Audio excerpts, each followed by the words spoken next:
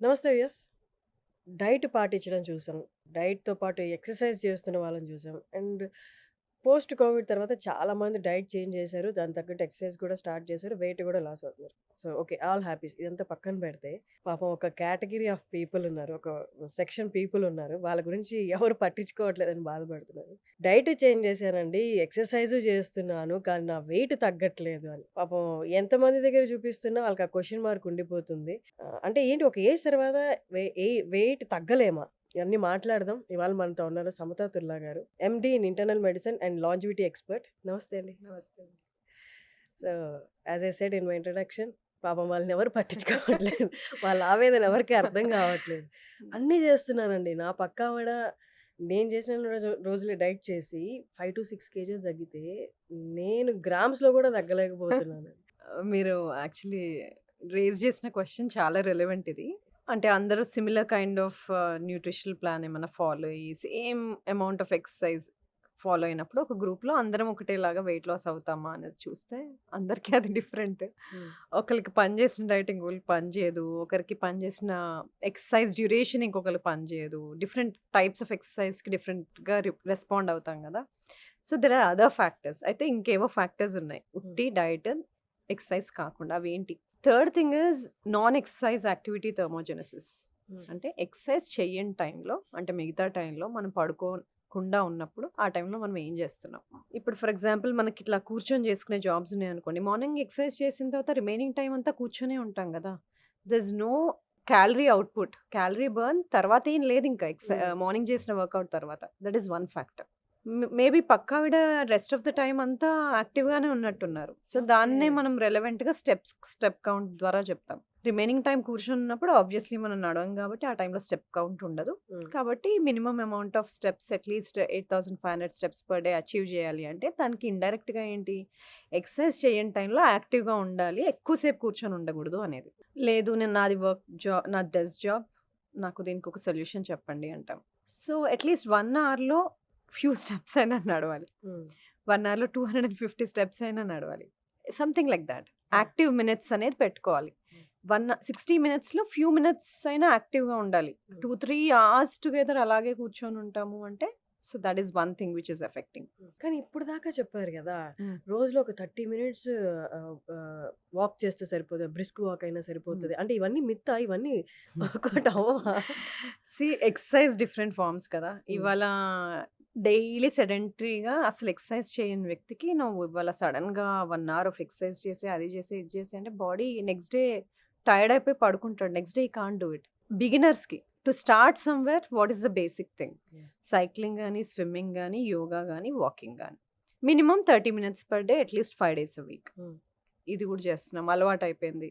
Recovery బావుంది. Next day pains లేవు. లేస్తున్నాను. What next? లేదు 35 ప్లస్ ఉన్నాము, 40 ప్లస్ ఉన్నాము. Add strength training also.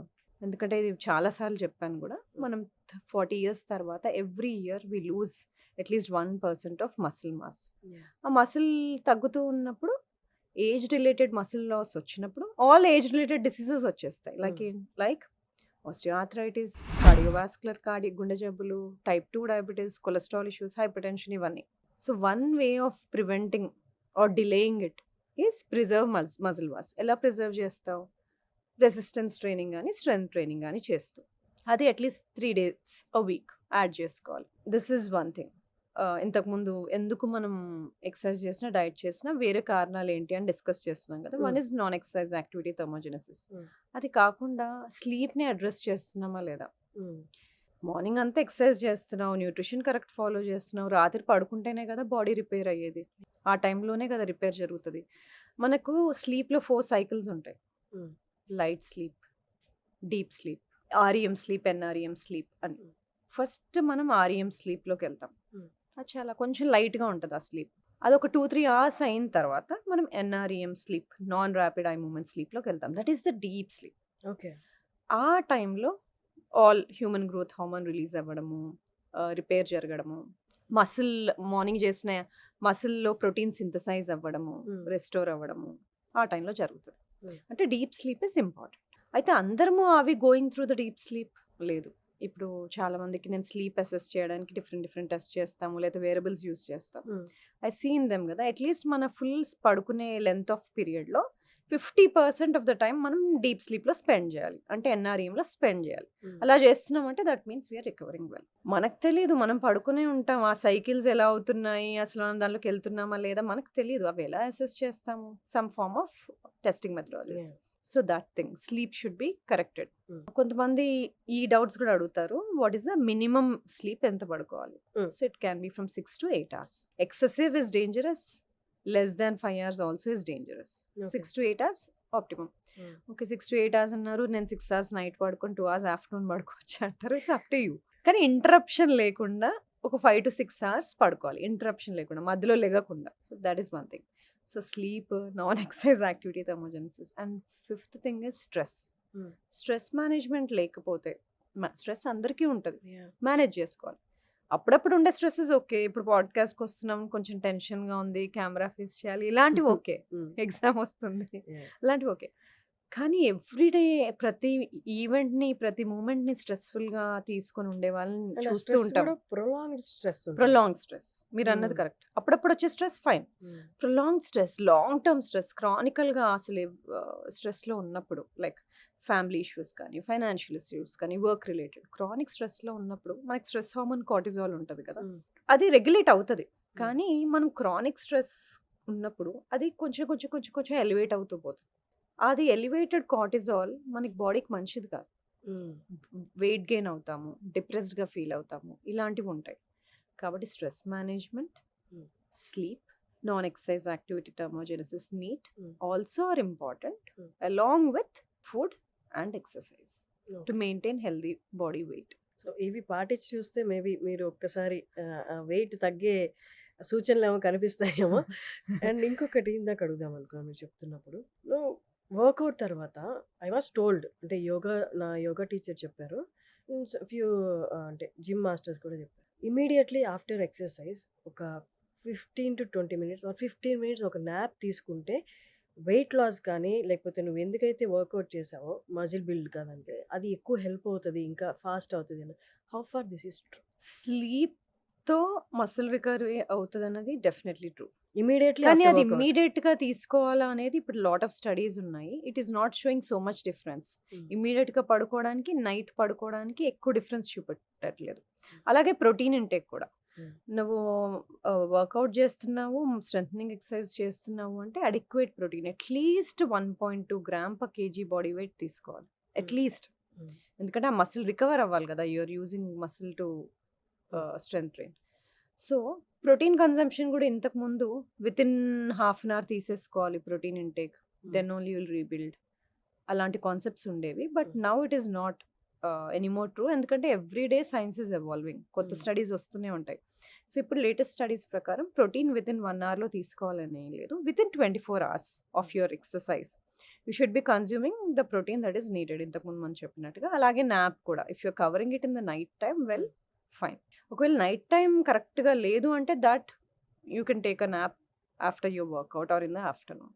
Okay, ఈ ఇమీడియట్గా యోగా చేసిన తర్వాత మన చేత శవాసనం వేస్తారు కదా, is that also related to this? That is to cool down, not అంటే కూల్ డౌన్ అండ్ బ్లడ్ ఫ్లోని ఇంప్రూవ్ చేయడానికి. పెరిఫరల్ మనం యూజ్ చేసిన మసిల్స్ అన్నిటికీ బ్లడ్ ఫ్లో ఇంప్రూవ్ చేసి పెరిఫరల్ అంటే ఆర్మ్స్, లెగ్స్ అంతా కూడా వార్మ్ అయిపోయి కామ్ డౌన్ అయిపోతాం.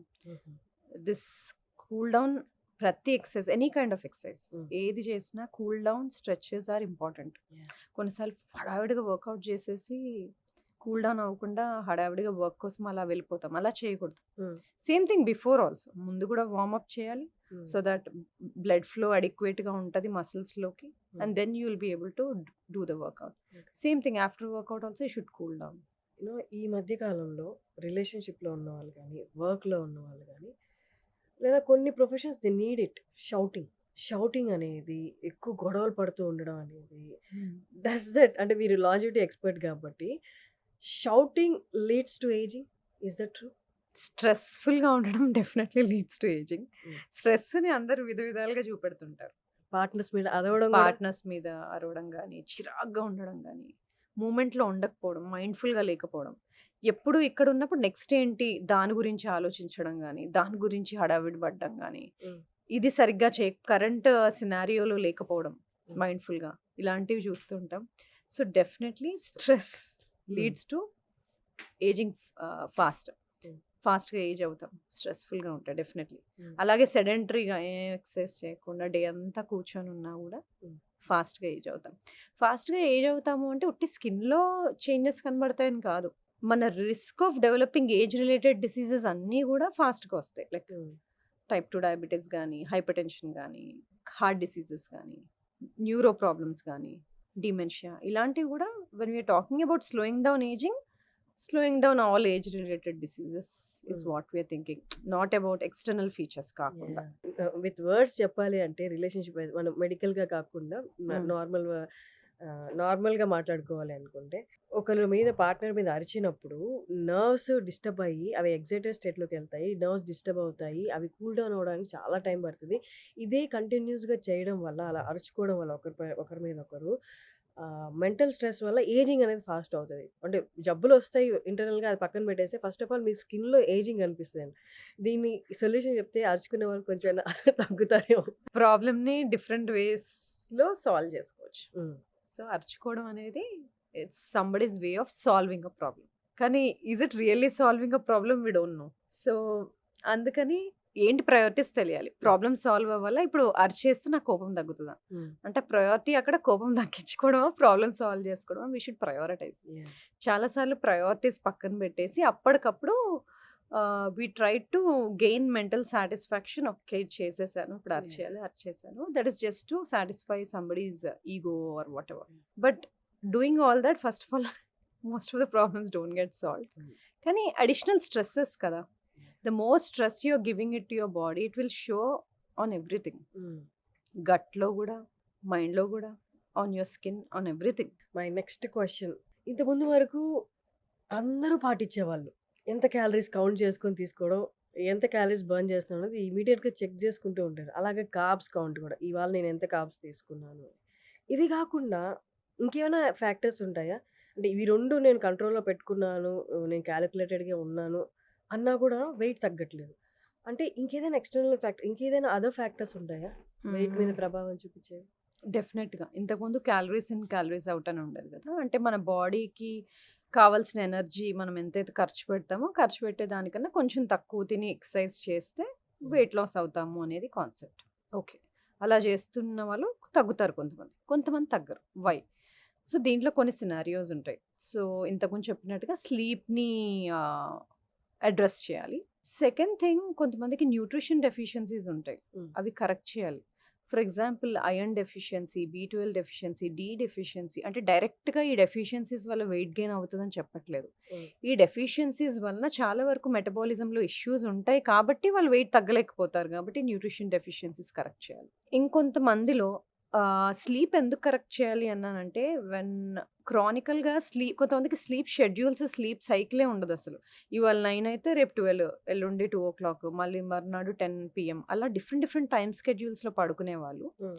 క్రానికల్‌గా స్లీప్ డెఫిసిట్‌లో తక్కువ స్లీప్‌లో ఉండే వాళ్ళకి జరిగే కొన్ని హార్మోనల్ చేంజెస్ గురించి చెప్తాను. మనకి మెలనిన్ అనేది చాలా ఇంపార్టెంట్. స్లీప్ అంటే మనము మెలుకుండడము, పడుకోవడము అనే ఒక బ్యాలెన్స్‌ని క్రియేట్ చేస్తది హ్మ్. మెలటోనిన్. సో, ఆ లెవెల్స్ పాడైపోతాయి. హ్మ్. స్లీప్ సైకిల్ కరెక్ట్‌గా షెడ్యూల్ చేసుకోనప్పుడు. హ్మ్. అది గాకుండా మనకి లెప్టిన్, రెలిన్ అనే 2 హార్మోన్‌లుంటాయి. వాటి పనేంటంటే, తిన్నప్పుడు కడుపు నిండింది అని మనకెలా తెలుస్తదంటే లెప్టిన్ వలన. యాహ్! అలాగే రెలిన్ అనేది హంగర్ హార్మోన్. హ్మ్. ఈ 2 ఉంటాయి బాడీలో. వాటికో బ్యాలెన్స్ ఉంటది. ఈ స్లీప్ షెడ్యూల్ పోయినప్పుడు వాటిలో బ్యాలెన్స్ కూడా పోతది. పోయినప్పుడు హుహు. లెప్టిన్ లెవెల్స్ తగ్గడము, సో, తిన్నా గూడా కడుపు నిండిందని తెలియకపోవడం, హ్మ్. ఇంకొన్ని రోజుల తర్వాత లెప్టిన్ రెసిస్టెన్స్ రావడం, అలాగే ఈటింగ్ బిహేవియర్స్ చేంజ్ అవ్వడం, craving for more refined foods, craving for unhealthy foods అలాంటివి రావడం. సో, హ్మ్. ఈటింగ్ బిహేవియర్స్ చేంజ్ అవ్వడం, దీనివల్ల వెయిట్ గెయిన్ అవ్వడం ఇలాంటివి జరుగుతాయి. హ్మ్. ఇవి కాకుండా స్లీప్‌తో కార్టిజాల్, ఇన్సులిన్ కూడా రిలేటెడ్ ఉంటది. సో, అవన్నిటి వల్ల గూడా మెటబాలిజం ఇష్యూస్ ఒస్తాయి. మన ఫుడ్ ఎనర్జీగా ఎలా వాడుకుంటాం అనేవి చేంజ్ అయిపోతాయి. సో, సింపుల్‌గా అనిపిస్తది స్లీప్ చాలా రిలేటెడ్ అని గాని, ఇన్ని హార్మోన్స్ దెబ్బతింటాయి కాబట్టి, స్లీప్ కరెక్ట్‌గా పెట్టుకుంటే all of these hormones fall in place. So కానీ that is other important thing.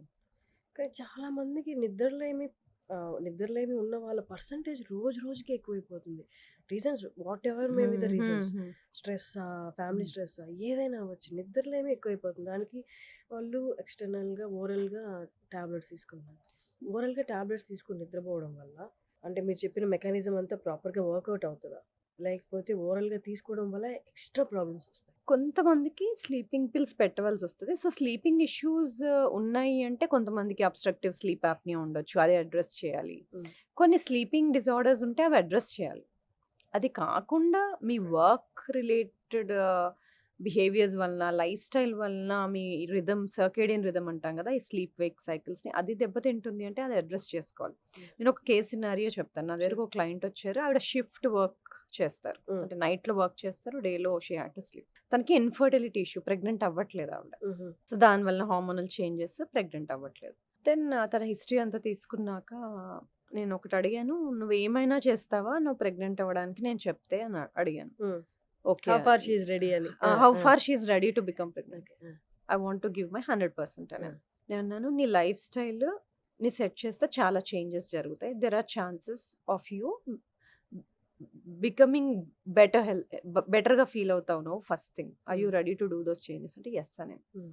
మరి దానికోసం నువ్వు ఇలాంటి వర్క్ చేయకూడదు. డే టైమ్ వర్క్ చేసుకోవాలి. నువ్వు కరెక్ట్‌గా పడుకోవాలి హ్మ్. అన్నాను. హ్మ్. సో, బట్ అందరూ చేయలేరు. కానీ తను చేయగలిగింది. తను హ్మ్. వర్క్‌ని చేంజ్ చేసుకొని, రిక్వెస్ట్ పెట్టుకొని వాళ్ళ బాస్‌కి హ్మ్. డే టైమ్‌లో ఏదో 9-5 జాబ్ లాంటిది చేసుకుంది. She started doing some life style changes. Guide చేసాం అంతే. హ్మ్. ఎలా పడుకోవాలి? ఎలా తినాలి? కొంచెం ఫుడ్‌లో, న్యూట్రిషన్‌లో చేంజెస్ చేసాము. స్లీప్ చేంజ్ చేసింది. హ్మ్. అండ్ వర్క్ గూడా చేంజ్ చేసుకుంది. So, first of all self కేర్‌కి ఇంపార్టెన్స్ ఇచ్చింది. హ్మ్. దెన్ ఇవన్నీ ఫాలో అయ్యి ఆవిడ కాస్త ఓవర్ వెయిట్‌గా ఉండేవాళ్ళు. ఫస్ట్ వెయిట్ తగ్గిందావిడ. తర్వాత 2, 3 సైకిల్స్ తర్వాత వెయిట్ తగ్గిన తర్వాత న్యాచురల్‌గా కన్సీవ్ అయింది. హుహు. సో, ఇదొక ఎగ్జాంపుల్. హ్మ్. అంటే అందరికీ ఇలాగే జరుగుతది. అన్ని ఇన్‌ఫర్టిలిటీ కేసెస్‌కి ఇలాంటి సొల్యూషనే ఉంటది అని చెప్పట్లేదు. హ్మ్. కొంతమందికి హార్మోనల్ రెగ్యులేషన్స్‌కి they may need hormonal pills కూడా. Yeah! Depending on the case scenario. Depending on the individual. కానీ half of the problems hmm. Solve చేయొచ్చు. Hmm. If we can correct their circadian rhythm solve చేయొచ్చు. ఎందుకంటే బ్రెయిన్‌లో మనకి సూప్రాకియాస్మాటిక్ nucleus అని ఉంటది. హ్మ్. అదేంటంటే ఇన్‌చార్జ్ అనమాట. బ్రెయిన్‌లో ఒక క్లాక్ ఉంటది. మనకెలా తెలుస్తది బాడీకి డే టైమ్ లెగాలి, నైట్ టైమ్ పడుకోవాలి అనేది? ఆ క్లాక్ మన బాడీ మెకానిజమ్స్‌ని అలైన్ చేసి, ఈ టైంలో హార్మోన్స్ రిలీజ్ చేయాలి, ఈ టైంలో తక్కువ రిలీజ్ చేయాలి, హ్మ్. ఈ టైంలో వేక్‌ఫుల్‌గా ఉంచాలి, ఈ టైంలో బాడీని పడుకోబెట్టాలి అనే ఒక మెకానిజం ఉంటుంది. యాహ్! సో, ఇన్ని రోజులు మనకా బాడీ క్లాక్ ఉంటదని తెలుసు. ఇప్పుడు న్యూ రిసర్చ్ ఏంటంటే, పెరిఫెరల్‌గా లివరు, పాన్‌క్రియాస్, కిడ్నీ వీటన్నిటికి కూడా వాటికి దేనికి దానికి క్లాక్స్ ఉంటాయి అని తెలిసింది. డైజెషన్‌కి కూడా. హ్మ్. సో, ఆ క్లాక్స్ దీని ఇన్‌ఫ్లూయెన్స్‌లో పనిచేస్తాయి. సో, నైట్ టైమ్ మనం పడుకున్నప్పుడు మన బాడీ కోర్ టెంపరేచర్ తగ్గాలి. హుహు. అది బాడీ హార్ట్ రేట్ డ్రాప్ అవ్వాలి. హ్మ్. 2 అవ్వాలి. హ్మ్. అయినప్పుడు మనం ఎక్కువ ఇంతకుముందు డిస్కస్ చేసినట్టుగా మనం ఎన్ఆర్‌ఈఎం స్లీప్‌లో, డీప్ స్లీప్‌లో బాగా స్పెండ్ చేస్తాం. ఓకే. అందుకనే food 2-3 hours before your bed time తినాలి అంటాం. హ్మ్. ఎందుకంటే హార్ట్ రేట్ డీ తక్కువకెళ్ళిపోవాలి అంటే your digestive system should finish digestion. అన్ని ఆర్గన్స్ వాటి పనులు అవి చేసేసి రిలాక్స్ మోడ్‌లోకి వెళ్ళిపోతే బాడీ నిజంగా రిలాక్స్ మోడ్‌లోకి వెళ్తది. హ్మ్. కాబట్టి టెంపరేచర్ డ్రాప్ అవ్వాలి. హార్ట్ రేట్ డ్రాప్ అవ్వాలి. హ్మ్. సో, టెంపరేచర్ డ్రాప్ కొంతమందికి కొన్ని ఇష్యూస్ వలన డ్రాప్ అవ్వకపోవచ్చు. మన బెడ్ మ్యాట్రెస్ ఉంటది కదా! అది బాగా హీటెడ్‌గా, వార్మ్‌గా ఉండడం, రూమ్ వార్మ్‌గా ఉండడం వాటి వలన మనము కోర్ టెంపరేచర్ తగ్గదు. హుహు. సో, అవి ఇష్యూస్ సెట్ రైట్ చేసుకోవాలి. రూమ్ కూల్‌గా ఉంచుకోవడం, వెంటిలేషన్ బాగా ఆడేలాగా పెట్టుకోవడం, మ్యాట్రెస్ ఎక్కువ హీట్‌గా ఉంచకపోవడం, ఎక్కువ దుప్పట్లు కప్పేసుకొని వేడిగా పెట్టుకోకపోవడం ఇలాంటివి హ్మ్. చేసుకుంటే బాడీ రూమ్ కోల్డ్‌గా పెట్టుకొని హ్మ్. కోర్ టెంపరేచర్ అప్పుడు తగ్గుతది. సో, ఇలాంటి సింపుల్ చేంజెస్ చేసుకుంటే చాలా డిఫరెన్స్ వస్తుంది. హ్మ్. సో, మనం ఎక్స్‌టర్నల్‌గా ఏమేం జాగ్రత్తలు తీసుకోవాలో వెయిట్ లాస్ గురించి మాట్లాడుకుందాం. మెయిన్ ఫ్యాక్టర్ ఇప్పుడు గట్ హెల్త్. అర్థం కాని వాళ్ళకి ఏంటంటే, మన పొట్టలో ఉన్న బాక్టీరియా మెయింటైనింగ్. హ్మ్. అంతేనా? అలా హ్మ్. అయినా చెప్పొచ్చా? హ్మ్. సో, గట్ హెల్త్ అనేది హ్మ్. ఎలా directly affecting skin and weight loss? Okay. So, గట్‌లో మనకి బాక్టీరియా ఉంటాయి, ఫంగై ఉంటాయి, వైరసెస్ ఉంటాయి. ఇవన్నీ ఉంటాయి. వీటిని గట్ మైక్రోబయోమ్ అంటారు. హ్మ్. ఇవి సర్టెన్ లెవెల్స్‌లో ఉంటే మనకు బెనిఫిషియల్. దాని అవసరానికి మించి ఎక్కువగా ఉంటే అవి మనల్ని హార్మ్ చేస్తాయి ఎక్కువుంటే. ఆ ఇంబాలెన్స్‌లోకి వెళ్ళినప్పుడు మనం ఈ వర్డ్ యూజ్ చేస్తాం. గట్ డిస్బయోసిస్ అని. అయితే బ్యాలెన్స్‌లో ఉన్నప్పుడు గట్ మైక్రోబయోమ్ అది మనకి ఏం చేస్తది? డైజెషన్‌కి హెల్ప్ చేస్తది. ఫుడ్ తినగానే అదంతట అది ఊరికే ఎంజైమ్స్ వల్ల, స్టమక్ వల్ల డైజెస్ట్ అవ్వట్లే. గట్ బ్యాక్టీరియా హెల్తీగా ఉంటే డైజెస్ట్ అవుతది. తిన్న ఫుడ్‌లో నుండి ఎనర్జీని తీసి పెడతది మనకి. తినే ఫుడ్‌లో నుండి మనకి షార్ట్ చైన్ ఫ్యాటీ యాసిడ్స్ అని తయారు చేసి పెడతది. మనకి న్యూట్రియంట్స్ కొన్ని అబ్జార్బ్ చేసి పెడతది. అలాగే గట్ ఇంటిగ్రిటీ అంటే నీట్‌గా ఉండి గట్‌లో ఉన్న ఫుడ్ ప్రొడక్ట్స్ బ్లడ్‌లోకి వెళ్ళిపోకుండా సో, గట్ లేయర్‌ని ప్రొటెక్ట్ చేస్తది. ఇమ్యూనిటీని ఇస్తది. అలాగే మన బ్రెయిన్‌కి కావాల్సిన హ్యాపీ కెమికల్స్ డోపమిన్, సెరటోనిన్ అనేది ఒక 80% మన గట్‌లోనే తయారవుతది. అది తయారవ్వడానికి గట్ బ్యాక్టీరియానే హెల్ప్ చేస్తది. అంటే అది క్వైట్‌గా ఉన్నట్టు ఉంటది గానీ మనకి ఇన్ని పనులు చేసి పెడతది. అందుకే so, butterflies in my stomach అంటారా? ఎప్పుడైనా ఎక్సైట్ అయినప్పుడు? యాంగ్షియస్‌గా ఉన్నప్పుడు ఆ! Butterflies in your stomach. So, gut and brain are directly related. Okay. అదొక్కటే గాదు. Gut is related to all other things. Hmm. Hmm. So, బాడీలో ఇన్‌ఫ్లమేషన్ లేకుండా మనల్ని కూల్ డౌన్ చేసి పెడుతుంది. ఇవన్నీ చేస్తది. హ్మ్. సో, దాన్ని ఫీడ్ చేయడానికి ఆ గట్ బ్యాక్టీరియా హెల్తీగా ఉండాలంటే వాటికి సరైన ఫుడ్స్ మనం ఇవ్వాలి. వాటిని ప్రీబయోటిక్స్ అంటాం. సో, ఈ ప్రీబయోటిక్స్ అనేవి వెజిటబుల్స్‌లో ఉంటది. గ్రెయిన్స్‌లో ఉంటది. రైస్‌లో ఉంటది. బనానాస్‌లో ఉంటది. ఆనియన్స్‌లో ఉంటది. హ్మ్. ఆకుకూరలు. సో, ఈ ప్రీబయోటిక్స్ అన్నీ ఇచ్చినప్పుడు వాటికి ఫుడ్ లాగనమాట. వాటిని డెస్ట్రాయ్ చేయకుండా కూడా ఉండాలి. ఆ ఇంబాలెన్స్ చేయకుండా ఉండాలి. ఆ ఇంబాలెన్స్ ఎందుకు అవుతున్నాయి ఈ మధ్య ఎక్కువ శాతం? షుగర్ వల్ల. హుహు. Sugar is not very good for them. Sugar వల్ల. Hmm. Refined foods, trans fatty acids బాగా నూనెలో వేయించిన పదార్థాలు. కొన్నిసార్లు గ్లూటెన్ ఇప్పుడు జెనెటికలీ మోడిఫైడ్ వీట్ ఏదైతే ఉందో, హ్మ్. ఆ మోడిఫైడ్ వీట్‌లో గ్లూటెన్ కంటెంట్, గ్లైడిన్ కంటెంట్ పెరిగి అది అన్‌సూటబుల్‌గా తయారవుతుంది. మనకి. హ్మ్. హ్మ్. దానివల్ల. సో, వీటి వలన ఇవి ఎక్కువ కన్జ్యూమ్ చేయడం వల్ల ఇంబాలెన్స్‌లోకి ఎళ్తుంది. అయితే మరి ఇట్లా ఇంబాలెన్స్ వచ్చినప్పుడు ఒక ప్రోబయోటిక్ యేసుకుంటే సరిపోతదా? అని హ్మ్. అందరూ అడుగుతారు. అంత సింపుల్‌గా ఉంటే బావుండును. ఎందుకంటే మనకు ట్రిలియన్స్ ఆఫ్ బాక్టీరియా ఉంటాయి. హుహు. ఒక సింగిల్ ప్రోబయోటిక్ కొంతమందికి పనిచేస్తది. కొంతమందికి పనిచేయదు. ఓకే. ఎందుకు అంటే చాలా రకాలుంటాయి. దానిలో కామన్‌గా ఇంపార్టెంట్‌వి ఒక 4, 5 చెప్తాను. లాక్టోబాసిల్లస్ అంటాం. హ్మ్. అది చాలా వరకు మనకి ఇబ్బందులున్నప్పుడు, గట్ ఇష్యూస్ ఉన్నప్పుడు మనం వేసుకుంటాం. హ్మ్. సో, వెంటనే అది ఇమ్యూనిటీ ప్రొవైడ్ చేస్తది. గట్ ఇంటిగ్రిటీ అన్నాం గదా! గట్ లేయర్‌ని ప్రొటెక్ట్ చేస్తది. హ్మ్. అలాగే బైఫిడోబాక్టీరియం అంటాం. తినే ఫుడ్‌లో నుండి ఎనర్జీ ఎక్స్ట్రాక్ట్ చేస్తది హ్మ్. బాక్ట్రాయిడ్స్ అంటాం. అవి మనం తినే ఫుడ్‌లో నుండి షార్ట్ చైన్ ఫ్యాటీ యాసిడ్స్ ఇంతకుముందు చెప్పాను కదా! హ్మ్. అవి తయారు చేస్తది. వాటి పనేంటి? బాడీలో ఇన్‌ఫ్లమేషన్ తక్కువ చేసి, కామ్ డౌన్ చేసి, మన బ్లడ్ వెసల్స్‌ని హెల్తీగా పెడతది. ఓకే. అది. ఇంకోటి యాకర్మన్సియా అంటాం. యాకర్మన్సియా ఏం చేస్తది? మన మెటబాలిజంని, మన గ్లూకోజ్ రెగ్యులేషన్‌ని బ్యాలెన్స్ చేస్తది. ఇంకోటి ఫికాలిబాక్టీరియం ప్రాట్స్నిట్జే అంటాం. హ్మ్. అది కూడా మన ఫ్యాట్ మెటబాలిజంని కరెక్ట్‌గా పెడతది. గట్ ఎపిథీలియంని హెల్తీగా ఉంచుతది. ఇలా నేను కొన్నే చెప్పాను. అలా చాలా ఉంటాయి. సో, ఈ 4, 5 థింగ్స్‌కి 4, 5 డిఫరెంట్ థింగ్స్ చెప్పాను కాబట్టి అందరికి ఒకటే రకమైన ప్రోబయోటిక్ సూట్ అవ్వకపోవచ్చు. హ్మ్. సో, గట్‌ని రీసెట్ చేయాలి అంటే సింపుల్‌గా ఒక పిల్లేసుకుంటే సరిపోదు. దానికి కావాల్సిన ఫుడ్ ఇవ్వాలి. అవసరం లేని ఫుడ్ తీసేయాలి. గట్ హీల్ అవ్వటానికి కావాల్సిన వేరే న్యూట్రాస్యూటికల్స్ కానీ అది ఇవ్వాలి. వాటికి కావాల్సిన ఎన్వైర్న్‌మెంట్‌ని ప్రొవైడ్ చేయాలి. సో, ఇవి చేసినప్పుడు మనం గట్‌ని రీబాలన్స్ చేసుకోవచ్చు. గట్ హెల్తీగా లేదు అనడానికి నేను విన్నది, but you tell me how far this gut ప్రాపర్‌గా లేదు. గట్ హెల్త్ ప్రాపర్‌గా లేదనడానికి మెయిన్ మెడపాటు నల్లగైపోద్ది. చీక్స్ నల్లగైపోతాయి. ఫోర్‌హెడ్ నల్లగైపోద్ది అంట. Is that true? గట్ హెల్తే రిఫ్లెక్టింగ్ ఆల్ దిస్? కొన్నిసార్లు అకాంతోసిస్ నిగ్రిసెన్స్ అంటాం. అది నెక్ చుట్టూతా నల్లగా వస్తది. అది ఇన్సులిన్ రెసిస్టెన్స్ ఉండే వాళ్ళకి, లేదా షుగర్ బార్డర్ లైన్ ఉండే వాళ్ళకి. హుహు. గట్ ఇష్యూస్‌తో మీరు చెప్పింది ఒకటి కరెక్ట్. స్కిన్ ఇష్యూస్ ఎక్కువ చూస్తాం. హుహు. హ్మ్. స్కిన్ పిగ్మెంటేషన్స్, కొన్నిసార్లు ఎగ్జిమా హ్మ్. ఇలాంటివి ఎక్కువ చూస్తూ ఉంటాం. సో, డెఫినెట్‌లీ స్కిన్ ఇష్యూస్ చూస్తాం. ఇంకా డైజెస్టివ్ ఇష్యూస్ అయితే చాలా చూస్తాం. బ్లోటింగ్, ఇండైజెషన్, తిన్న వెంటనే మోషన్‌కెళ్ళిపోవాలనిపించడం ఇలాంటివన్నీ. ఇది కాకుండా కొన్నిసార్లు జాయింట్ ఇష్యూస్ కూడా చూస్తాం. కొన్నిసార్లు హ్మ్. స్టిఫ్‌నెస్ అనిపించడం జాయింట్స్‌లో ఇలాంటివి.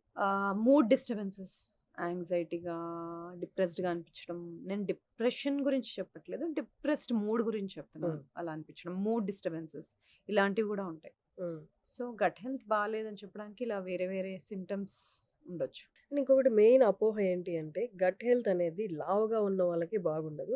సన్నగా ఉన్న వాళ్ళకి, నాజూగ్గా ఉన్న వాళ్ళకి గట్ హెల్త్ బానే ఉంటది అన్నది అంటే ఆ! మెయిన్‌లీ ఫుడ్ తీసుకొని ఇంబాలెన్స్ హ్మ్. అవ్వడం వల్ల బాక్టీరియా వాళ్ళకే వస్తది అనుకుంటారు. ఇది ట్రూనా? కాదు. సన్నగా ఉన్న వాళ్ళు హెల్తీగా ఉన్నారని ఎలా చెప్తాం? కాబట్టి సన్నగా ఉంటే హెల్తీగా ఉన్నట్టేం కాదు. సన్నగా ఉన్నారంటే స్కిన్ కింద కొవ్వు లేదని. సబ్‌క్యూటేనియస్ ఫ్యాట్ తక్కువగా ఉందని. అంతేగాని విసరల్ ఫ్యాట్ తక్కువుందని కాదు. విసరల్ ఫ్యాట్ కనిపియదు కదా సన్నగా ఉంటే. అది లోపల పొట్టలో మన లివర్ చుట్టూ, ఆర్గన్స్ చుట్టూ ఉంటది. సో, సన్నగా ఉన్నా, లావుగా ఉన్నా విసరల్ ఫ్యాట్ ఉంటే అది హెల్తీ కాదు. ఓకే. సో, సన్నగా ఉండి అన్‌హెల్తీ ఉండొచ్చు. హ్మ్. లావుగా ఉండి హెల్తీ. హెల్తీ గూడా ఉండొచ్చు. ఓకే. మేబీ లావుగా ఉన్న వాళ్ళకి స్కిన్ కింద సబ్‌క్యూటేనియస్ ఫ్యాటే ఉండుండొచ్చు. వాళ్ళకి విసరల్ ఫ్యాట్ తక్కువ ఉండుండొచ్చు. సో, హుహు. విసరల్ ఫ్యాట్‌ని ఎలా అసెస్ చేస్తాం? మెజర్‌మెంట్స్ చేసుకోవచ్చు, స్కాన్స్ చేసుకోవచ్చు, ఇమేజింగ్ చేసుకోవచ్చు. మెజర్‌మెంట్ చేసుకుంటే వేస్ట్ టు హిప్ రేషియో అంటాం. హ్మ్. నడుము భాగం, తుంటి భాగం మెజర్ చేసినప్పుడు మెన్‌లో అయితే లెస్ థాన్ 0.9, విమెన్‌లో అయితే లెస్ థాన్ 0.85 ఉంది. అంటే ఇండైరెక్ట్‌గా చెప్పడం సుమారు. లేదు పక్కాగా తెలియాలి అంటే మనకు డెక్సా స్కాన్ ఇలాంటివి చేసినప్పుడు ఫ్యాట్ మాస్ ఎంతుంది బాడీలో, విసరల్ ఫ్యాట్ ఎంతుంది, మజిల్ మాస్ ఎంతుంది తెలుస్తది. సన్నగా ఉన్నాను గదా! అని చెప్పి ఫ్యాట్ కంటెంట్ ఎక్కువ తినేసి నేను లావు అవ్వాలి అనుకోవాల్సిన అవసరం లేదు. లేదు. వాళ్ళకి గ్యారంటీ లేదు. వీళ్ళకి గ్యారంటీ లేదు. ఇప్పుడు టాక్సిన్స్ అని వింటుంటాం. టాక్సిన్స్ వల్ల మన హెల్త్ పాడవుతుందా? వెయిట్ గెయిన్ అవుతామా? ఎన్వైర్మెంటల్ టాక్సిన్స్ తోటి. ఎన్వైరన్మెంటల్ టాక్సిన్స్ ఫస్ట్ బాడీలోకి ఎలా వస్తాయి? హ్మ్. ఒకటి మనం పీల్చే గాలి ద్వారా రావచ్చు. లేదంటే మనం తీసుకునే ఫుడ్, వాటర్ కంటామినేట్ అయితే రావచ్చు. లేదంటే మనం తీసుకునే వెజిటబుల్స్‌లో సాయిల్ కంటామినేట్ అయినా రావచ్చు. లేకపోతే మనం స్కిన్‌కి, తలకి, జుట్టుకి పెట్టుకునే వాటి డై. వల్ల ఒంట్లోకి రావచ్చు. ఓకే. సో, వీటిలో కొన్ని నేమ్స్ చెప్తాను చాలా ఉంటాయి. సల్ఫేట్, పారాబెన్స్, సల్ఫేట్ అంటే చాలా వరకు థాలేట్. షాంపూల్లో ఆ! ఉంటుంది గదా! అది థాలేట్. అందుకే ఈ మధ్య కొన్ని షాంపూస్‌లో this is sulphate sulphate free free అని. Shampoo. This plastic is paraben free hmm. అని ఎందుకు చూస్తాము? అంటే ఆ టాక్సిక్ కంటెంట్ మా ప్రొడక్ట్‌లో తక్కువుంది అని చెప్పడం. సో, ఇలాంటివి అసలు ఎందుకు టాక్సిక్ బాడీలోకెళ్ళి ఏం చేస్తాయి? అంటే హార్మోనల్ బ్యాలెన్స్‌ని ఎఫెక్ట్ చేస్తాయి. కొన్నేమో ఎండోక్రైన్ డిస్రప్టింగ్ కెమికల్స్ అంటాము. అవి హార్మోన్ లాగా పనిచేసి బాడీలో హార్మోన్స్‌ని రెగ్యులేషన్‌కి డిస్టర్బ్ చేస్తాయి. హుహు. కొన్నిసార్లు హార్మోన్స్ కూర్చునే రిసెప్టర్స్ పైన ఈ ప్రొడక్ట్స్ ఎళ్లి కూర్చుంటాయి. ఓహ్ గాడ్! సో, హార్మోన్స్‌ని పని చేయకుండా ఆపడము, లేకపోతే బట్ హౌ హార్మోన్స్ ఇదంతా లాగా బిల్డప్ ఎక్స్‌టర్నల్‌గా గదా! చేయడం. షాంపూ అనేది ఎక్స్‌టర్నల్‌గా అప్లై అబ్జార్బ్ చేస్తాం. అవుతది కదా స్కిన్‌లో నుండి. When you are okay. Applying on the skin products, makeup products. హుహు. అందుకని కుదిరినంత వరకు organic vegetables, organic foods, makeup, cosmetics ఆర్గానిక్‌గా ఉండడము. ఈ పారాబెన్ ఫ్రీ, సల్ఫేట్ ఫ్రీ, హ్మ్. అలాగే ట్రైక్లోసాన్ అంటాము. హ్మ్. ఇలాంటివి లేకుండా ప్రొడక్ట్స్ యూజ్ చేసుకోవడం బెటర్. బట్ ఇంతకు ముందు రోజుల్లో ఇవన్నీ ఉండేవి కాదు కదా! హ్మ్. ఇప్పుడు the amount of toxic products మన చుట్టూ పెరిగిపోయాయి. చాలా మంది అనుకునేదేంటంటే షాంపూ జస్ట్ ఎంత ఒక 2 మినిట్స్ నా తల మీద ఉంటది. నీళ్ళు పోసుకుంటాను ఎళ్ళిపోతది. హ్మ్. ఆ సల్ఫేట్ నన్నే ఎఫెక్ట్ చేస్తది అనుకుంటారు గదా! So, it's no absorbs. It will disrupt hormones ఇవన్నీ కూడా. అండ్ అది ఎలా వెయిట్ గెయిన్‌కి దారి తీస్తది? సో, ఒక ఎగ్జాంపుల్ చెప్తాను. ఇప్పుడు పారాబెన్స్ గాని, థాలెట్స్ గాని ఇవి ఉంటాయి కదా! ఇవి హార్మోన్ రిసెప్టార్స్ పైన గాని యాక్ట్ చేయడం గాని, లేకపోతే రెగ్యులర్ హార్మోన్స్ లాగా కనిపించడం గాని, అలా చేసి రెగ్యులర్‌గా మన హార్మోన్స్ పనిచేయడం అనేది బ్యాలెన్స్ పోతది. హుహు. అది పోవడం వల్ల మనకి హార్మోన్స్ మెటబోలైజ్ అవుతాయి. అంటే బాడీలో నుండి ఎలిమినేట్ అవ్వడానికి వాటికి ఒక వే ఉంటది. హ్మ్. లివర్ నుండి ఎలిమినేట్ అవ్వడం గాని, డీటాక్సిఫై అవ్వడం గాని అలా జరుగుతది. సో, ఈ టాక్సిన్స్ ఏం చేస్తాయి? ఆ మెటబాలిజంని ఎఫెక్ట్ చేస్తాయి. హ్మ్. సో, అవి ఆ హార్మోన్స్ మెటబలైజ్ అవ్వకపోవడము, అన్నెసెసరీగా వేరే ఫార్మ్‌లో ఉండడము. సో, ఈస్ట్రోజన్‌లో E1, E2, E3 అని 3 రకాలుంటాయి. E3 least dangerous. హ్మ్. 3 ఒక బ్యాలెన్స్‌లో ఉంటాయి. E2 చాలా ఎక్సెస్ అయిపోతే మనకి కొన్ని ప్రాబ్లమ్స్ వస్తాయి. అన్నెసెసరీ ప్లేసెస్‌లో ఎక్కువ ఫ్యాట్ డిపాజిట్ అవ్వడము, కొవ్వు డిపాజిట్ అవ్వడము, లేదా బ్రెస్ట్‌లో సిస్టులు రావడము. హ్మ్. ఇలాంటివి. సో, ఈ మెటబాలిజం దెబ్బతింటుంది కదా! ఈ టాక్సిన్స్ వలన. సో, దానివల్ల నార్మల్ హార్మోన్ లెవెల్స్ ఎఫెక్ట్ అవుతాయి. హ్మ్. నార్మల్‌గా హార్మోన్స్ ఎలిమినేట్ అయ్యే విధంగా ఎలిమినేట్ అవ్వవు. అన్నెసెసరీగా ఎక్కువ అక్యుములేట్ అయిపోతాయి. సో, ఈ ప్రాబ్లమ్స్ అన్నీ ఫేస్ చేస్తాం. హుహు. సో, అందుకనే వీటికి పేరు ఎండోక్రైన్ డిస్రప్టింగ్ కెమికల్స్ అనొచ్చింది. ఎండోక్రైన్ అంటే హ్మ్. హార్మోన్స్ తయారు చేసే గ్లాండ్స్. సో, ఎండోక్రైన్ డిస్రప్టింగ్ కెమికల్స్‌గా వీటికి పేరొచ్చింది అందుకని. ఓకే. ఫైనల్లీ మనం అంటే elephant in the room address చేయాలన్నమాట. ఎవ్వరికీ లేదు హార్మోనల్ ఇంబాలెన్స్, పీసీఓఎస్, పీసీఓడీ. అసలు దీనికి సొల్యూషన్ గూడా లేదు. అందరూ దాన్ని ఇంక యాక్సెప్ట్ చేసేసారేమో లైఫ్‌లో విమెన్ అందరూ. అసలు ఎలా అంటే వాళ్ళు ఎలా దాన్ని ఐడెంటిఫై చేయొచ్చు? లేకపోతే ముందే ఏమన్నా కనుక్కోవచ్చా? హార్మోనల్ ఇంబాలెన్స్ వస్తుంది అని? సో, పీసీఓఎస్ అని తెలియాలి అంటే ఎస్పెషల్లీ ఇప్పుడు పీసీఓఎస్ గురించి అడిగారు కాబట్టి ఓవరీస్‌లలో సిస్ట్‌లుండాలి. అవి హ్మ్. స్కాన్ ద్వారా తెలుస్తది. బ్లడ్ టెస్ట్ చేసినప్పుడు టెస్టోస్టెరాన్ హార్మోన్ ఎక్కువగా ఉండడము అదొకటి. ఇంకోటి బాడీలో ఇన్సులిన్ రెసిస్టెన్స్ ఉండడం. అంటే మనం తిన్న ఫుడ్ ఎనర్జీగా సరిగ్గా కన్వర్ట్ అవ్వకపోవడం, బ్లడ్‌లో గ్లూకోజ్ లెవెల్స్ కొంచెం ఇన్సులిన్ లెవెల్స్ ఎలివేట్ అవ్వడము ఇలాంటివి. సో, ఈ 3 థింగ్స్ ఉన్నప్పుడు పాలిసిస్టిక్ ఒవేరియన్ సిండ్రోమ్ అంటాం. హ్మ్. ఇది కొంచెం ఎక్కువ చూస్తాం. మోస్ట్ ఆఫ్ ద టైమ్ చాలా మందికి లైఫ్ స్టైల్ చేంజెస్ చేసినప్పుడు చాలా మందికి తగ్గిపోతాయి. హుహు. రివర్స్ అవుతాయి. హుహు. ఇంతకుముందు మనం మాట్లాడిన చేంజెస్. కానీ కొంతమందికి మటుకు హార్మోన్ రిప్లేస్‌మెంట్ థెరపీస్ ఇవ్వాల్సొస్తది. ఏంటి అంటే what is it actually? Polycystic ovarian syndrome ఉన్నప్పుడు ఓవ్యులేషన్ అనేది అంటే మనకి 10-14 డేస్ మధ్యలో ఓవమ్ రిలీజ్ అవ్వాలి గదా! హ్మ్. ఆ ఓవమ్ అనేది సరిగ్గా రిలీజ్ అవ్వకపోవడము, పీరియడ్స్ రెగ్యులర్‌గా రాకపోవడము, దానివల్ల ప్రెగ్నెన్సీ అవ్వకపోవడం ఇవి హ్మ్. జరుగుతాయి. హ్మ్. సో, ఓవమ్ టైంకి రిలీజ్ అవ్వాలి అంటే హార్మోన్స్ కరెక్ట్‌గా పనిజేయాలి. సో, హ్మ్. వీళ్ళకి ఆ ఓవమ్ రిలీజ్ అవ్వని వాళ్ళకి హ్మ్.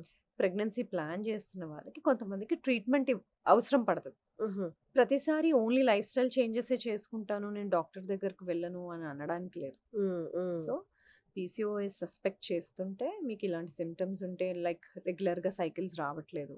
లేదు ప్రెగ్నెన్సీ ట్రై చేస్తున్నారు గానీ అవ్వట్లేదు. ఇలాంటివి ఏవైనా ఉన్నప్పుడు మీ గైనకాలజిస్ట్‌ని, ఎండోక్రైనాలజిస్ట్‌ని హ్మ్. కలవడం చాలా ఇంపార్టెంట్. మొత్తం లైఫ్ స్టైల్ చేంజెస్‌తోనే అన్ని ప్రాబ్లమ్స్‌కి సొల్యూషన్ వస్తదని ఉండదు. 50% of the time situation improve అవుతది. యాహ్! కానీ అడిషనల్ కొంచెం పర్సెంటేజ్ ఏదైతే హెల్ప్ కావాలో, ఎక్స్‌టర్నల్‌గా థెరపీస్ తీసుకోవాలో అవి తీసుకోవాల్సొస్తది. న్యూట్రిజెనోమిక్స్ అంటే ఏంటి? ఈ రోల్ ఏంటి విమెన్ హెల్త్‌లో?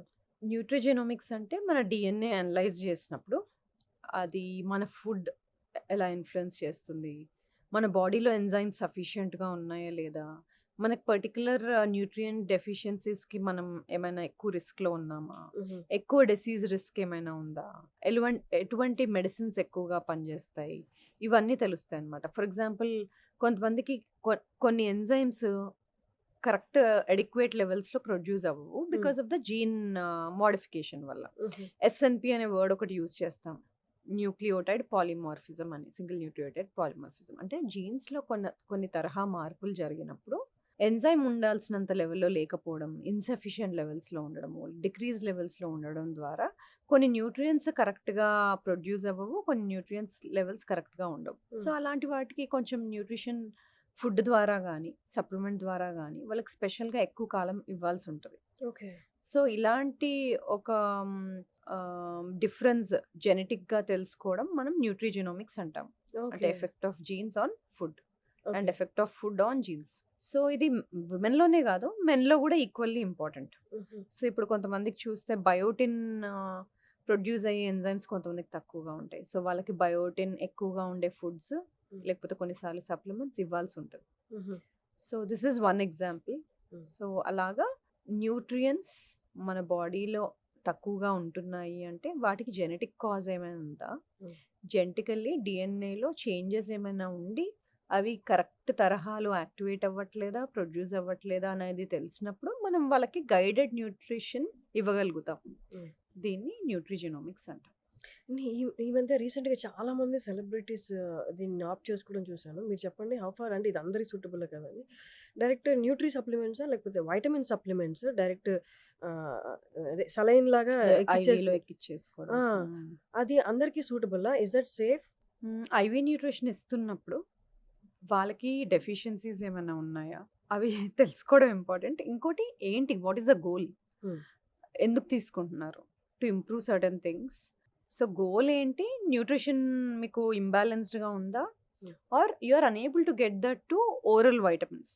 కొన్నిసార్లు డెఫిషియన్సీస్ ఉన్నప్పుడు ఓరల్ వైటమిన్స్ సూటబుల్‌గా లేదు, గట్ హెల్త్ సరిగ్గా లేదు, అబ్జార్ప్షన్ సరిగ్గా లేదు, లేకపోతే చాలా డెఫిషియెంట్‌గా ఉంది. ఇమ్మీడియేట్‌గా కరెక్ట్ అయిపోవాలి. చాలా టైం దీని మీద వేస్ట్ చేసుకోవడానికి లేదు. ఇలాంటి డిఫరెంట్ ఫ్యాక్టర్స్ మీద ఓకే. ఐవీ న్యూట్రిషన్ ఇవ్వాల్సుంటది. ఐవీ న్యూట్రిషన్‌లో చాలా న్యూట్రియన్స్ ఉంటాయి, మినరల్స్ ఉంటాయి. Depending on the need, what is the need అన్న దాన్ని బట్టి మనం ఆ particular vitamins or nutrients choose చేస్తాం. ఓకే. సో, అందరికీ ఒకటే సూటబుల్లా అంటే may not be. Hmm. So, కొంచెం చేంజెస్ చేసుకోవాల్సుంటది. సో, ఏదైనా దాని కన్సర్న్ డాక్టర్‌నైతే కన్సల్ట్ చేసి తీసుకోవాలి. నార్మల్‌గా చాలా చోట్ల చూసేస్తున్నాము. అంటే డాక్టర్స్ ద్వారా కాకుండా హ్మ్. సప్లిమెంట్స్ పెట్టేయడం. హ్మ్. మేబీ దే షుడ్ గో కదా! దానివల్ల డాక్టర్‌ని ఎఫెక్ట్స్ ఉండవు. కలిసి అసలు హ్మ్. కాజ్ ఏంటి? ప్రాబ్లమ్ ఏంటి? టెస్ట్ చేసుకొని, చూసుకొని దెన్ తీసుకుంటే సేఫ్. యాహ్! దానివల్ల మళ్ళీ ఇంకా ఏ ఆ! ఎఫెక్ట్స్ రాకుండా side effects. Yeah! It's great talking to you Samatha గారు. Thank you thank you so Harshini. Much. Thank you. It's అంటే ఎప్పుడు మాట్లాడినా మీతో ఇట్స్ కొన్ని మీరు చెప్తుంటే ఐ ఓపెనింగ్‌లా ఉంటాయన్నమాట. చిన్న చిన్న జాగ్రత్తలే. బట్ హ్మ్. మన వ్యూయర్స్ కూడా లాస్ట్ టైమ్ లాగా ఇప్పుడు కూడా చూసి పాటిస్తే నో ఫస్ట్ హెల్త్ సరిగ్గా ఉంటే అదే రిచ్ అన్నట్టు కదా! హ్మ్. Thank you so much for coming again. Thank you. Thank you. Thank you.